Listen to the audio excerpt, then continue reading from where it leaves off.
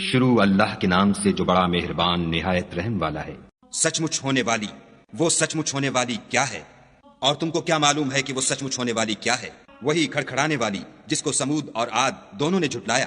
سو سمود تو کڑک سے ہلاک کر دیے گئے، رہے عاد ان کا نہایت تیز آندھی سے ستیہ ناش کر دیا گیا۔ خدا نے اس کو 7 رات اور 8 دن ان پر چلائے رکھا۔ تو اے مخاطب، تو لوگوں کو اس میں اس طرح ڈھے اور مرے پڑے دیکھے جیسے کھجوروں کے کھوکھلے تنے۔ بھلا تو ان میں سے کسی کو بھی باقی دیکھتا ہے؟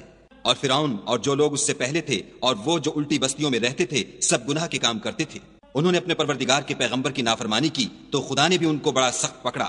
جب پانی طغیانی پر آیا تو ہم نے تم لوگوں کو کشتی میں سوار کر لیا تاکہ اس کو تمہارے لیے یادگار بنائیں اور یاد رکھنے والے کان اسے یاد رکھیں۔ تو جب سور میں ایک بار پھونک مار دی جائے گی اور زمین اور پہاڑ دونوں اٹھا لیے جائیں گے، پھر ایک بارگی توڑ پھوڑ کر برابر کر دیے جائیں گے، تو اس روز ہو پڑنے والی یعنی قیامت ہو پڑے گی، اور آسمان پھٹ جائے گا تو وہ اس دن کمزور ہوگا، اور فرشتے اس کے کناروں پر اتر آئیں گے، اور تمہارے پروردگار کے عرش کو اس روز 8 فرشتے اٹھائے ہوں گے۔ اس روز تم سب لوگوں کے سامنے پیش کیے جاؤ گے اور تمہاری کوئی پوشیدہ بات چھپی نہ رہے گی۔ تو جس کا اعمال نامہ اس کے داہنے ہاتھ میں دیا جائے گا وہ دوسروں سے کہے گا کہ لیجئے میرا نامہ اعمال پڑھیے، مجھے یقین تھا کہ مجھ کو میرا حساب کتاب ضرور ملے گا۔ پس وہ شخص من مانے عیش میں ہوگا، یعنی اونچے اونچے محلوں کے باغ میں جن کے میوے جھکے ہوئے ہوں گے۔ جو عمل تم ایام گزشتہ میں آگے بھیج چکے ہو اس کے صلے میں مزے سے کھاؤ اور پیو۔ اور جس کا نامہ اعمال اس کے بائیں ہاتھ میں دیا جائے گا وہ کہے گا اے کاش مجھ کو میرا اعمال نامہ نہ دیا جاتا اور مجھے معلوم نہ ہوتا کہ میرا حساب کیا ہے۔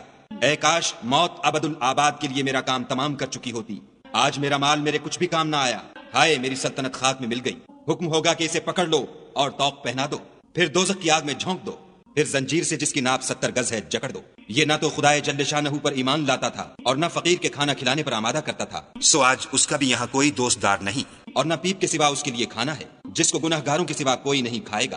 تو ہم کو ان چیزوں کی قسم جو تم کو نظر آتی ہیں اور ان کی جو نظر نہیں آتی کہ یہ قرآن فرشتہ عالی مقام کی زبان کا پیغام ہے، اور یہ کسی شاعر کا کلام نہیں مگر تم لوگ بہت ہی کم ایمان لاتے ہو، اور نہ کسی کاہن کے مزخرفات ہیں لیکن تم لوگ بہت ہی کم فکر کرتے ہو۔ یہ تو پروردگار عالم کا اتارا ہوا ہے۔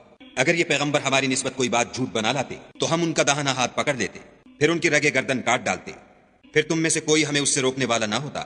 اور یہ کتاب تو پرہیزگاروں کے لیے نصیحت ہے، اور ہم جانتے ہیں کہ تم میں سے بعض اس کو جھٹلانے والے ہیں، نیز یہ کافروں کے لیے موجب حسرت ہے، اور کچھ شک نہیں کہ یہ برحق قابل یقین ہے۔ سو تم اپنے پروردگار عز و جل کے نام کی تنزیہ کرتے رہو۔